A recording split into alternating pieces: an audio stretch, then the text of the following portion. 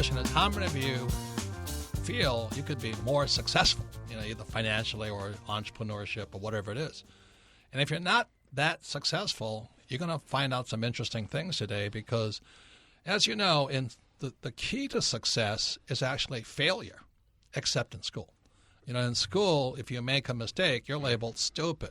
Make too many mistakes, you're a failure.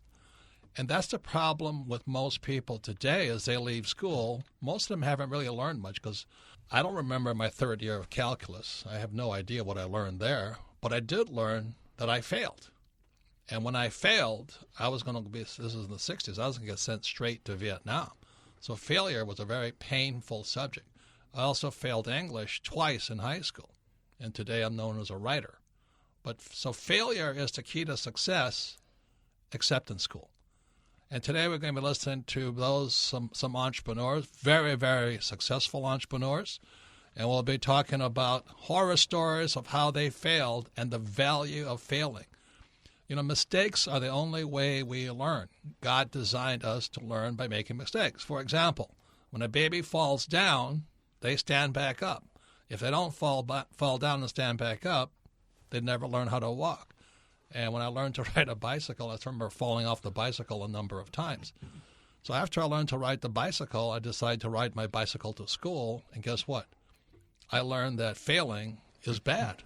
But if I hadn't failed and fallen off the bicycle, I never learned to ride a bicycle. So the reason most people, in my opinion, are not successful financially is because they went to school.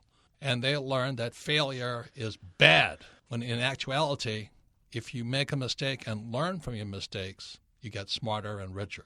So today we're talking to the before entrepreneurs in the room, and we're not going to be talking to you about our successes, but we're going to talk to you about some of our failures, and there have been many of them, but what we learned from failure. And I'll say it this month, the theme of this show is failure is the path to success. Any comments, Kim?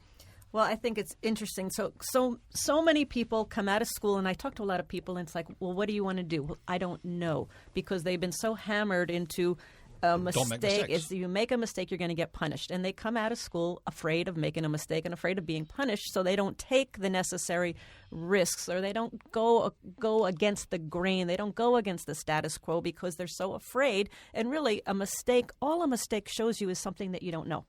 Really, that's what it is. It comes down to there was something I didn't know. In all the businesses, Robert, you and I have built, we've made a ton of mistakes. And we're going to tell a lot of stories today, so stay tuned because these stories are going to be really entertaining. But most people, they don't fail enough. Right. They don't even fail at all. And they live very comfortable but really kind of boring lives, in my opinion. Anyhow, the key to success is failure, and that's what we're going to talk about today. So our guest today, our dear friend, real estate advisor, Ken McElroy, and he's the biggest failure I know. Well, I think the two of you are up for grabs. And the other is Darren Austin. He's a great friend, but he is the entrepreneur behind the infamous Jet Set magazine. He deals only for the ultra-rich. So we're not going to tell you our success stories, but we're going to talk about how our failures led to success. And failures are how we learn. As one of my teachers, Dr. R. Buckminster Fuller, so once aptly said, mistakes are only sins when not admitted. And the reason he said that is the reason they're sins. Number one, you waste a good mistake. And secondly, most people lie about their mistakes. Oh, no, I don't make any mistakes. I'm perfect.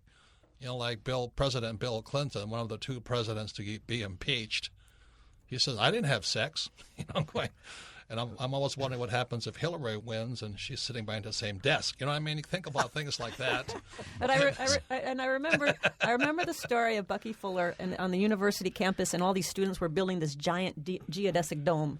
And they for him, and they had done this several times, and it had failed, and finally they got to the point where, yes, it looks great, it's going to work, and all of a sudden the thing collapsed, and all the students were like, oh no, it collapsed, and they were all disappointed and they were all upset. But Bucky, he was all excited. He was like jumping around. Yes, now we know this didn't work because da-da-da-da. And he went into it, and it was a whole perfect example of how you look at the failure as this is something we didn't know and we have to learn, and now we correct, and now we're smarter. So it was from Fuller back in the 80s that I learned that I should make more mistakes, not fewer mistakes. And so let's start with Ken. Would you please give a little bit of the story of how you became an entrepreneur.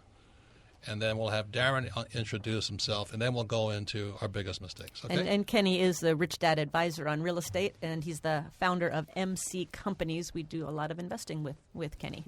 Right. Thank you. Well, I think the main reason for me was that because I wasn't an A student in school, I didn't get pegged into the corporate world, into a corporate role. It wasn't really an option for me, or even a job. Right? Yeah. I did interview. I did try, but I think actually that was an advantage. That I wasn't labeled as smart in school, and so I was used to, I guess, failure in school.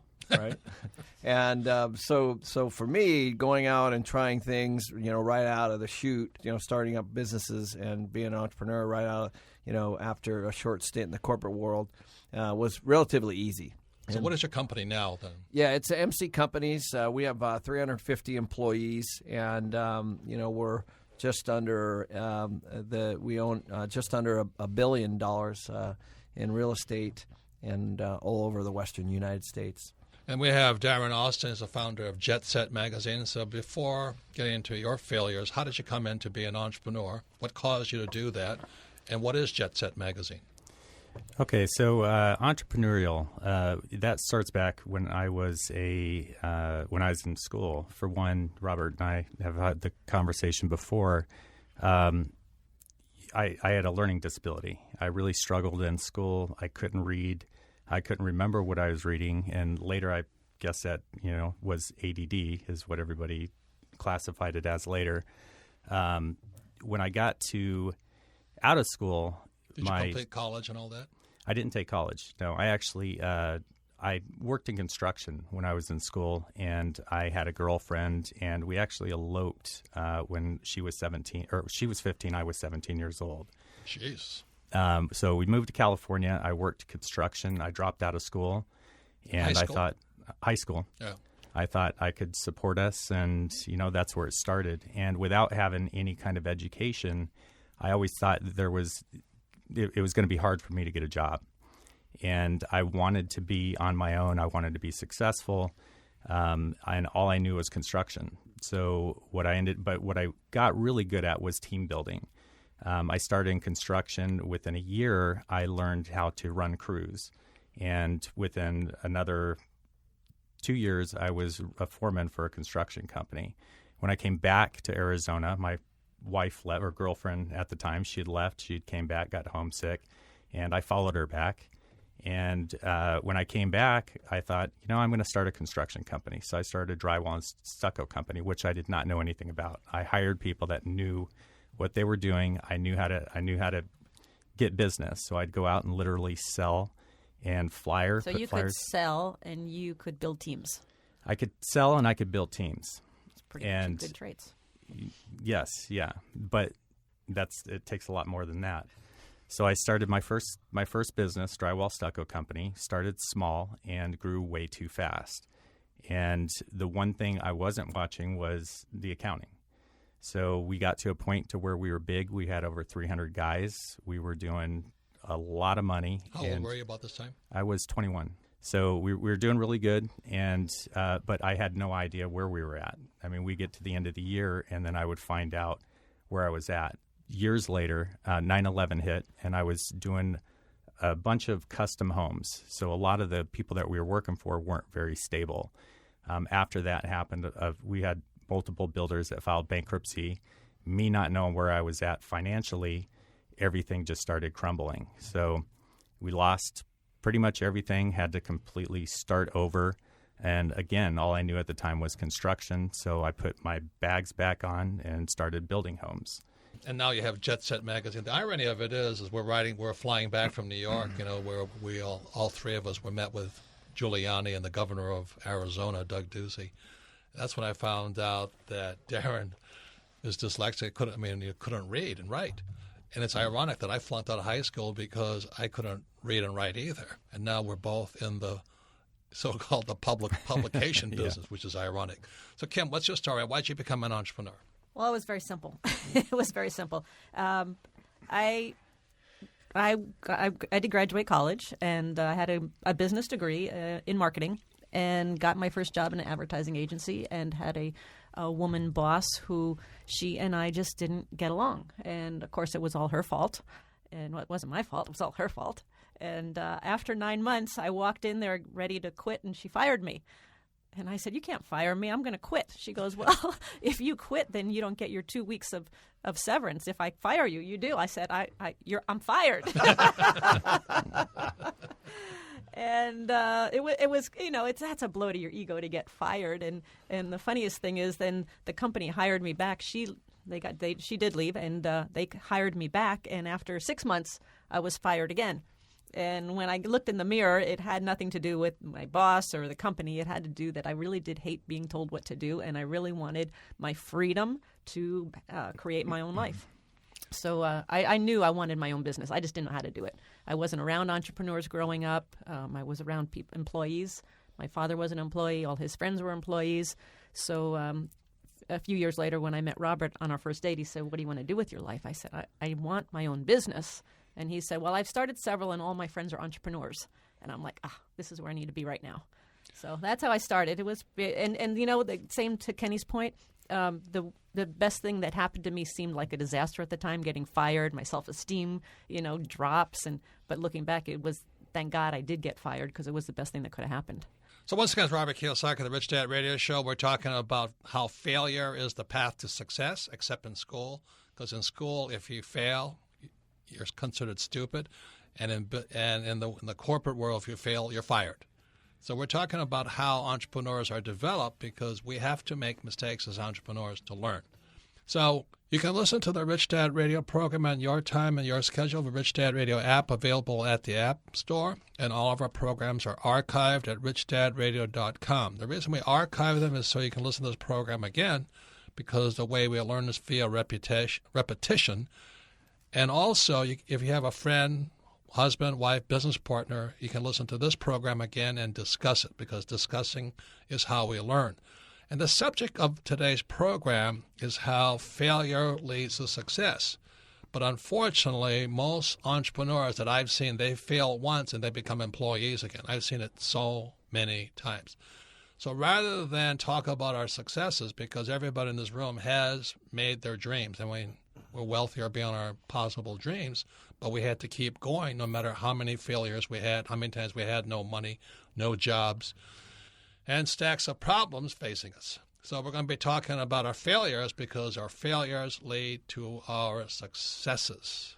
So Kenny, we'll start with you. This is Ken McElroy. He is a Rich Dad Advisor, founder of MC Companies, a real estate investment company. He's the author of Rich Dad Advisor's books, The ABCs of Real Estate Investing, The Advanced Guide to Real Estate Investing, and The ABCs of Property Management, is how to become very successful in the business of real estate. So Kenny, you're extremely successful, over $1 billion in financing now.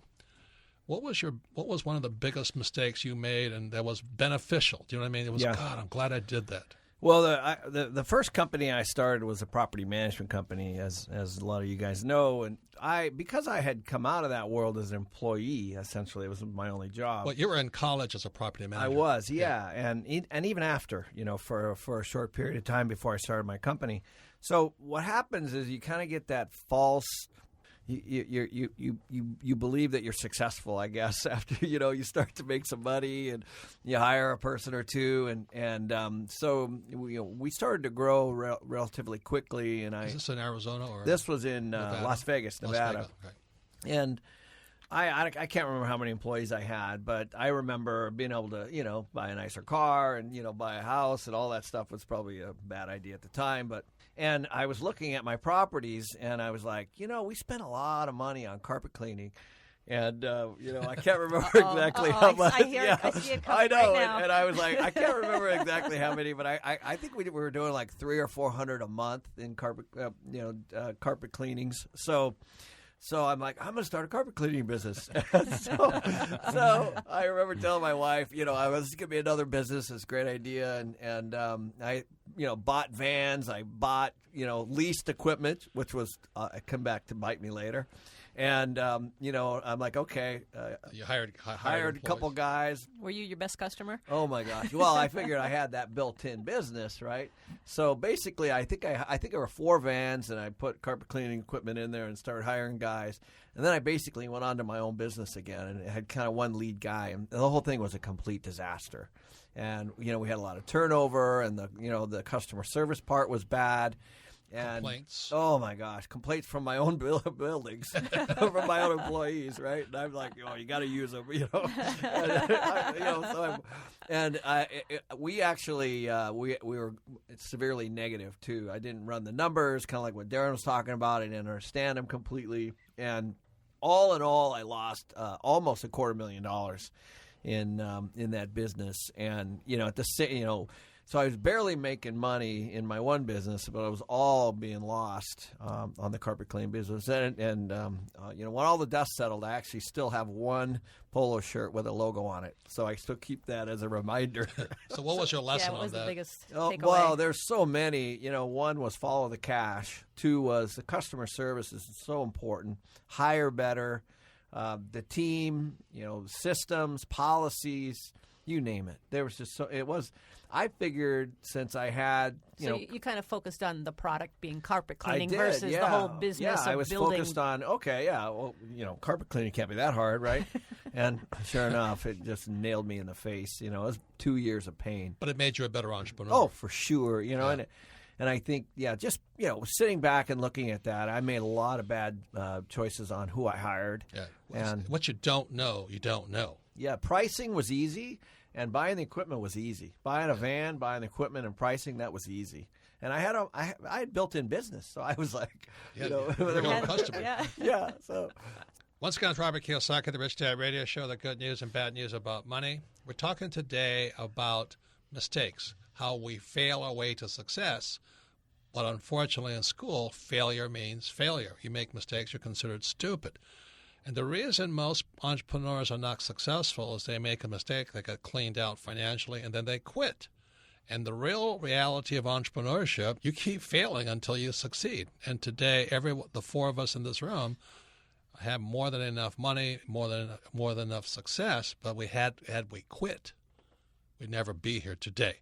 So our other guest is Darren Austin. He's the CEO of Jet Set Magazine. Fantastic name, fantastic magazine. Ken and I are contributors to it. We love the product because it really targets the rich dad customer or the aspirational customer, because I really don't want to read Boy's Life. I'd rather read Jet Set. Boy's Life. And so Darren, man after my own heart, you can't read. I couldn't read or write too, but we're now in the word business, the publication business. So Darren, what was your biggest mistake? Well, first, how did you start Jet Set? I mean, that is very high-end business. So it's a long story before that, but I had a friend that had a private charter company, and we had a couple jet charter company, and we had a couple other businesses. And at the time, he was flying around 17 professional teams from game to game their whole season, sports teams. What kind of sports? Hockey, baseball, football. Okay. So one of the companies we had was an altitude, basically an altitude system where people could live at altitudes of 1,500 feet and actually put themselves at 10,000 feet while they're sleeping. And I basically was trying to figure out a way to get in front of those people. So we started the magazine as an in-flight magazine for a local charter company to get in front of the athletes to promote another business. Interesting. Why were they in altitude? To train for altitude training? Yeah, so altitude training, sleeping at high altitudes, and training at low altitudes is actually more beneficial to an athlete than training and living at a high altitude. I see. So what was your biggest mistake along the way? Obviously, the drywall and stucco company. I didn't really know enough about the other business, right. The other important things to make a business successful. And what I ended up learning going into my next business that I was actually passionate about, like I said before, I started building homes to come back, to get financially to where I wanted to be, but I wasn't passionate about that business. So I was constantly searching for other things that I was passionate about, and Jet Set became the business that I was most passionate about. So I really pursued it. The main thing I did was going into this business was getting a CFO and a really good bookkeeper. So I knew where I was at. That was all the lesson from the that mistake was the that lesson you made. I learned, the big lesson. Yeah. And to me became one of the most important starting a new business, because I was good, not great at everything else, but I could. The books is tough. Well, it also, I would recommend that listeners go to richdad.com and look up BI Triangle, because the BI Triangle has the 8 key components to make up a successful business. So we've touched on a few like sales and team building and product, but it goes into much more detail, so I'd recommend you do that. Right, and Kim and I, the first person we hired after we got married was a bookkeeper, because we're not good at numbers and we don't like keeping detail. But as an entrepreneur, you have to have detail. So our first employee was Betty, the bookkeeper. Betty, the bookkeeper. Twice a month, had to meet her. Had to meet with her. More going out than coming in. It was not fun. and Betty was terrified the whole time. She says, "How do you guys survive? You have no money coming in, money's going out." But that's why she's Betty, the bookkeeper. Yeah. Kim, what was your biggest lesson? Well, just one early on lesson that we had, and when we were starting the Rich Dad Company, our whole philosophy was all built on cash flow. It was all built on cash flow. The first product we created was the cash flow board game. And our company was called Cash Flow Technologies, and Rich Dad Poor Dad had come out, and we were selling all over the world, and specifically Australia was very, very popular because of past businesses there. So we went there. We were Cash Flow Technologies, and we were all about cash flow, and that was our mantra. And I remember sitting down with Phil, this marketing guy. He said, "What are people buying?" And we said, "Well, they're mostly buying Rich Dad Poor Dad." And he said, "They're not buying Cash Flow the game right now, are they?" And we go, "Well, some are, some, but not." By this time, Rich Dad Poor Dad was on the bestseller list, and he goes, "Guys aren't paying attention." He goes, "Most people think of cash flow as cash flowing out of your pocket. They don't consider cash flowing into your pocket." He goes, "People don't know what cash flow means." He goes, "Pay attention to what your customers are buying. They're buying Rich Dad Poor Dad. Your brand is Rich Dad, not cash flow." He said, "Pay attention to what your customers are buying." And this guy, Phil, was a branding expert. He says, you guys are letting go the biggest asset you have, which is the brand, Rich Dad. Mm-hmm. Just like Jet Set is a fantastic brand. Yeah. Mm-hmm. But we were so caught up in that, well, cash flow is what we're all about. That's what it is. It didn't matter what we were about. It mattered what the customer was perceiving, what the customer was buying. So that was a great early on lesson. So that's when we changed the name to the Rich Dad Company. And that's why one of the greatest asset you have many times is your brand. And I meet so many guys in business, these so-called entrepreneurs, says, "Yeah, I have a brand." I said, "Funny, I've never heard of it."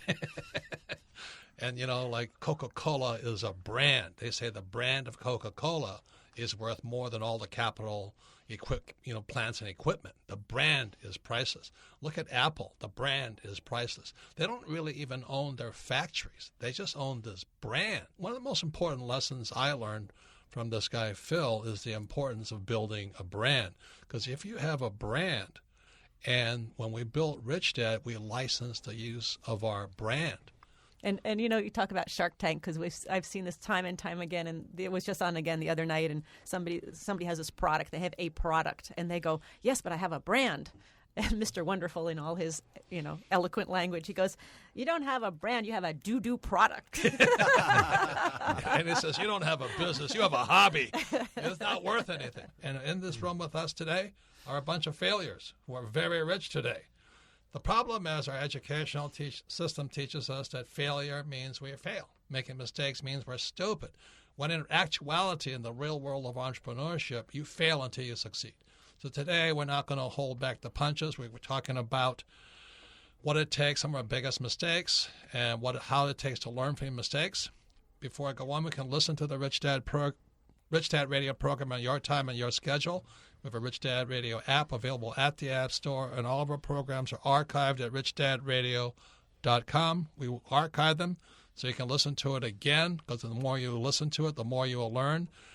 And if you have a friend who you want to go into business with, or a husband or a wife, listen to this program, because we're talking about failure. And the reality is most entrepreneurs will fail. But if you quit, you're a big failure. So we're talking today about what happens and things like this. And Kim and I are always asked to invest in people's companies. It's one of the responsibilities or things of being wealthy. There'd be a patron or a shark or whatever you want to call it. And we listen to these guys pitching a business deal, and most of them are idiots. There's no cure for stupidity. I sit there looking at myself 40 years ago. God, was I that stupid? And I was, because you can't tell an idiot anything. So there's three things of entrepreneurship. There's people, problems, and product. And most idiots come up and go, I got a great product. I said, well, thank God. But the world, as you know, is filled with products. So the first thing is, products really don't make any difference. It's the people behind the product, the systems, the business. But also the most important question, can the people solve the problems? How good is your team? Because if you're successful, your problems will only get bigger. So Kim and I were listening to this one pitch, and it was a juice company, and friends of ours, and I looked at them, and I wasn't looking at the product. The product's a great product, Their competition is called Coca-Cola. Yeah, you have a good chance here, But they had the best product. They had the best product. They had the best product. We had the best product. It's the best product. And the first time I look at the label tells me nothing. I said, well, that's a juice, I go, juice, good. I said, Dwala is owned by Coca-Cola. You gonna step on Superman's cape out there? They're going to fight for shelf space? I said, no, but we got more product lines. And that's the biggest mistake, because it's called line extension. How are you going to get 12 products on the shelf? Because they have to pay for that. So they also said, all we have to do is once they taste the product, they're going to want it. I'm like, well, how are you going to get them to taste the product? Oh, well, I don't know. But once they taste it, they're going to love it. So just to let you know, I'm sitting there, these are all friends of mine. I'm looking at them, and I said, the problem is the people. They're not capable of solving the problems of the business they're going after. He says, yeah, but we're all good friends. I said, yeah, every divorce starts with a kiss, And then the lawsuits begin, and no, it's not going to happen to us. But we have a great product. And that's why I say there's no cure for stupidity, because I did the same thing. So I'll just tell my biggest mistake. I started a nylon Velcro surfer wallet business. We were extremely unsuccessful. So I created a new product called the Ripper Shoe Pocket, which went on the shoes, and that product took off. So I saved a dying business, the wallet business, by creating a new product. It took off. The problem was we're out of money. See, success is expensive. We then had to finance, the manufacturing, the advertising, and all this. So finally, I have to go out there and I think I raised $700,000. And the company's still going down. All those sales are going up because we can't pay our past bills. Our debt's killing us. And exactly, it's always in the numbers, So I remember going to my CPA, my CFO, Stanley. This is back in 1979. I say, hey, Stanley, if I raise another $100,000, will this solve the problem? Again, it's product, people, problems. Stanley nods and says, yes, it'll solve the problem. So I remember handing Stanley a $100,000 check, and it solved the problem. Stanley's problem. What was Stanley's problem? Stanley's problem was he ran with the money. Oh. He was $100,000 in, so my $100,000 coming in bought him out. And suddenly, I now owned the company. So people, product, problems. And your team, the biggest question you have to ask is how good is your team and how capable are they of solving the problem? So today, my lesson is when I sit at a pitch, somebody's pitching me a deal on a product, I'm looking at the people, and the question is, can they solve the problems? Because business is nothing but problems. Right, Kenny? That's right. I know there's been a bunch of companies that have been trying to buy our company over the years, and these are Wall Street companies, and they'll fly in with their suits, and our company is no different than a lot of companies, just like ours, all over the United States. Right, and Kenny is the founder of MC Companies, property development and management and financing company. Right, and so the number one thing, the reason they come, and the entire reason, is to interview our team. That's all they want. They want to find out who my CFO is, what our systems are, and who supports the entire organization. It's not really about the product or the money coming in, because that can be adjusted if you have a good team. Right.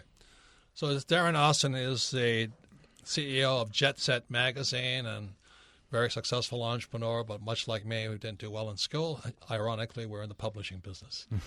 So Darren, what would you say some of the problems are that most entrepreneurs fail to see coming at them? I would say new entrepreneurs, unless they've been there and they've gone through the failures, they're not going to see what's coming at them. Just like me, I had no idea what I was getting into, and sometimes when it comes at you, especially the way it did with me, it's too late. Did you ever think of quitting? I did. Actually, many years prior to actually losing the business, I used to stay up late at night with my wife, and almost to the point of hyperventilating that I was so stressed and having a hard time, with the business because, like I said, I grew too fast, which was another problem, and it was hard to keep control of the business. The problem got bigger than you. Yes. Yeah, that's a very common problem for success. So, Kim, what would you say are your biggest lessons about? I think one of the things that all of us, and this goes back to the failures, and I think one of the keys to successful entrepreneurs is resiliency, is how well you come back from a setback.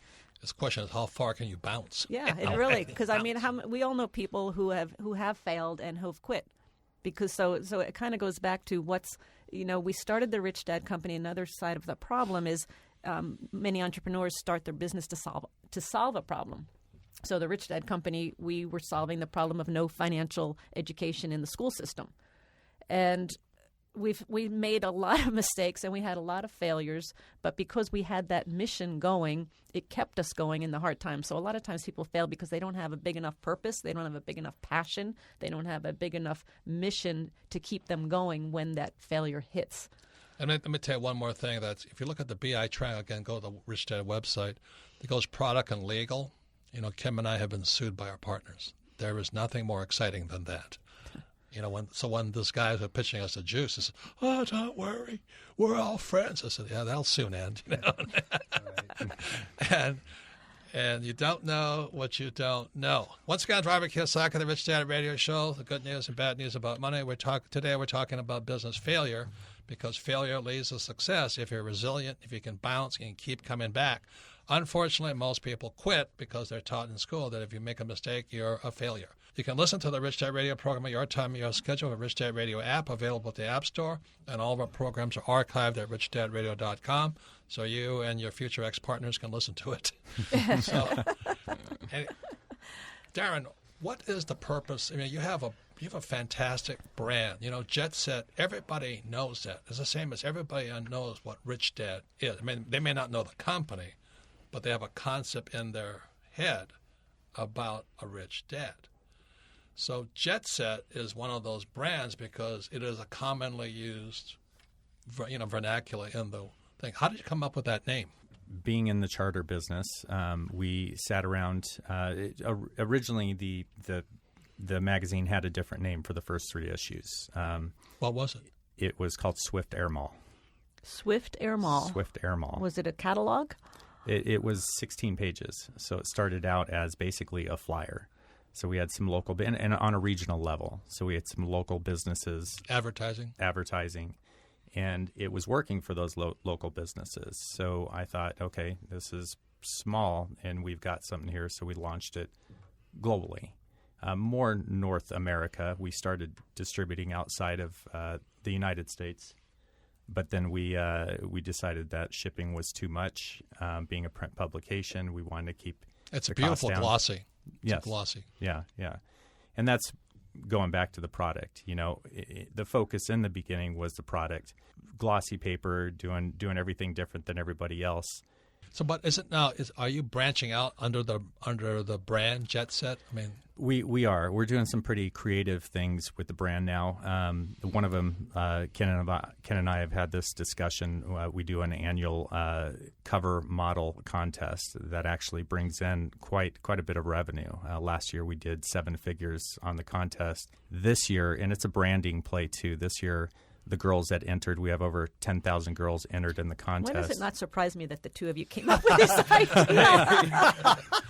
But you bring up a good point too, because you're talking about publication in magazines, and we have how many times? It's not that tough. Sex always sells.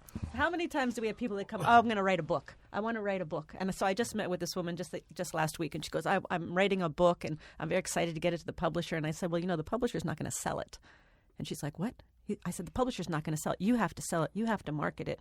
And the same with Rich Dad, Poor Dad. Even when we're the bestseller, we still have to treat it as a business because the publisher, even 6 years on the New York Times bestseller list, we still had to do the marketing and the sales. And I was just reading an article of this writer, and he said the same thing. He said, I spent 80% of my time focusing on my book and 10% in building the community and doing all the marketing and all the PR. He said it should have been the other way around. So a lot of times, again, even in the book business, I have a great book. It's a great book. Everybody's going to want to read it. So what's happening with Kenny? This is one of the beautiful things of, because now, Kenny, you can expand out. Like from MC companies, you're going to other types of businesses, right? Yeah, of course. Once you start to generate that recurring cash flow, which we're all looking for, ultimately, we want to. Sales is a big part, but if you can buy assets, produce cash flow. But you're also going to other types of businesses. We are, yeah. Your successful business allows you to go out and do other businesses. We're an office building, self-storage, and now we're doing billboards, right? We're buying those as investments. Because that's what experience and team gives you, right? That's right. It gives you, once you have that base, it all goes back to the team because that's what people invest in. So would you say the journey was worth it?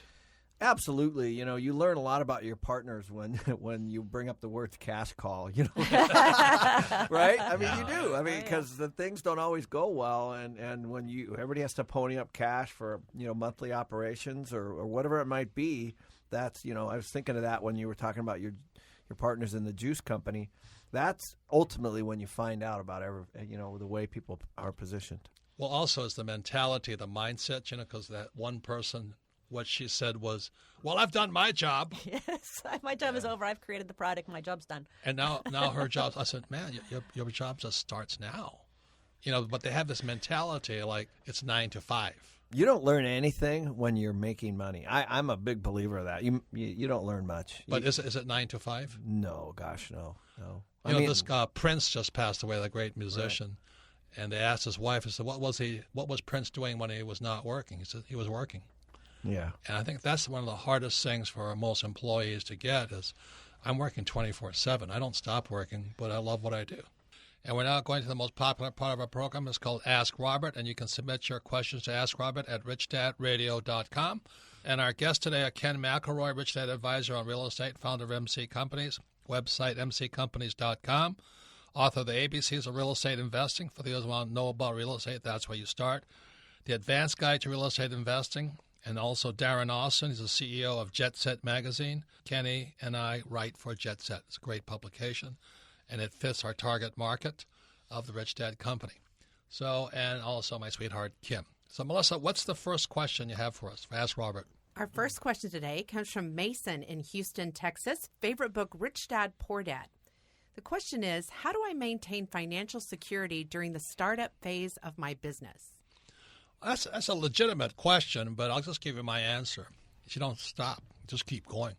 In my first startup of my Nylon on Velcro wallet business, I would work all week, and then I'd go down to Aloha Swap Meet and stand there and sell stuff, sell all my belongings and raise cash and go back and keep going. Then it keeps knocking on doors and raising more capital. How about you, Kenny? It's a great question. I don't know that I ever feel financially secure. Because whenever it's a great motivator. It is a great motivator. Yeah.